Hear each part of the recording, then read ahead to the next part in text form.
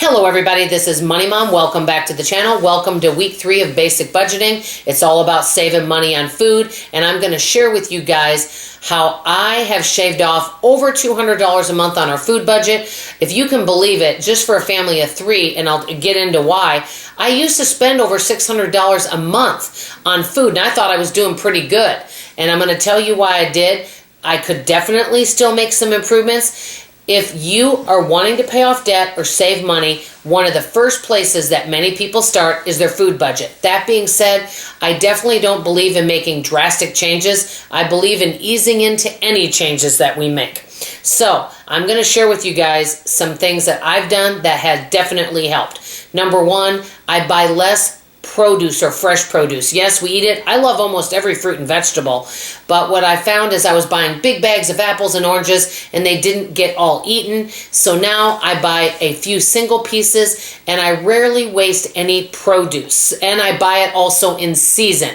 I don't buy it out of season. Number 2, one of the things I used to spend a lot of money on is I bought a lot of convenience type foods because I wanted everything to be done for me. I bought all sorts of pre-cut fruits and vegetables because I just didn't want to do it myself. It was quite costly. Now, I'll be honest with you, a lot of times I don't feel like cutting up a cantaloupe, but saving that money and getting a cantaloupe, now we used to get them on sale for 99 cents, that can save a lot of money versus buying a pre-cut one. So that's one of the things I do not buy anymore at all. Number 3, one of the things I was really guilty about buying, and I don't think I've ever shared this on the channel, I used to buy tons of frozen food like the banquet chicken, all sorts of frozen dinners. Everything was convenience food.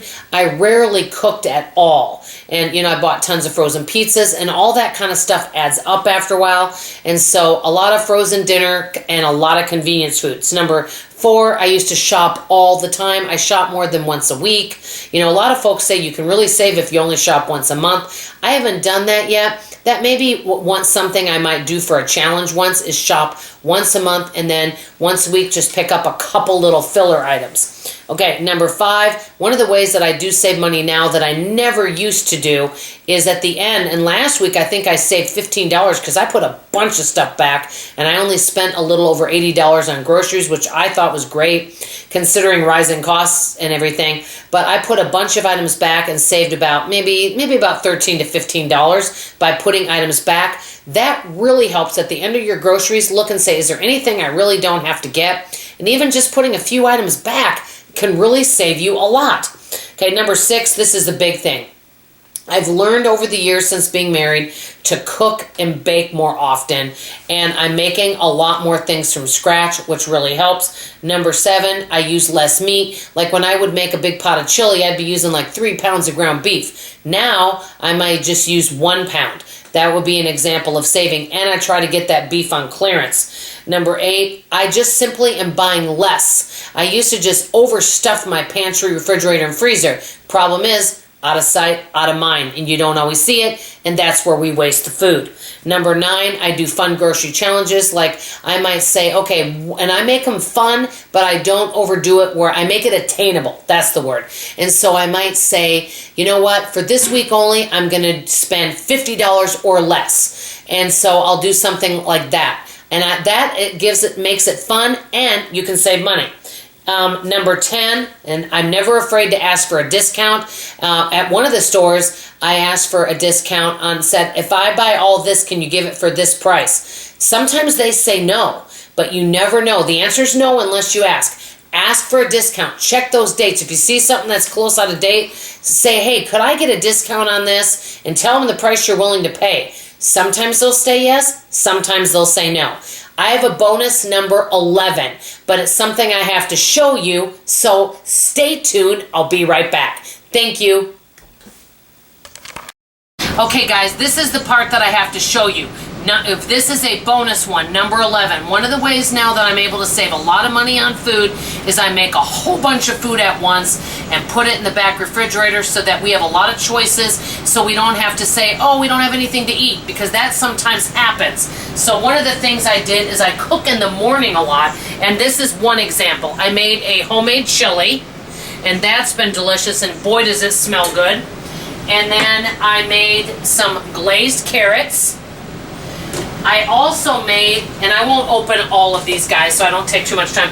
I made a breakfast casserole, and that's for breakfast. And then that way, you know, you're not eating those breakfast bowls that can add up after a while. I made the most delicious pork roast that my husband's going crazy over. And I used my new slow cooker. It turned out great, and it's a recipe I created myself. So I think I may show you guys because it's really, really good, and you most likely have most of the ingredients at home, or maybe even all of them. Another thing is, and I do buy potatoes and peel them myself. My husband loves them.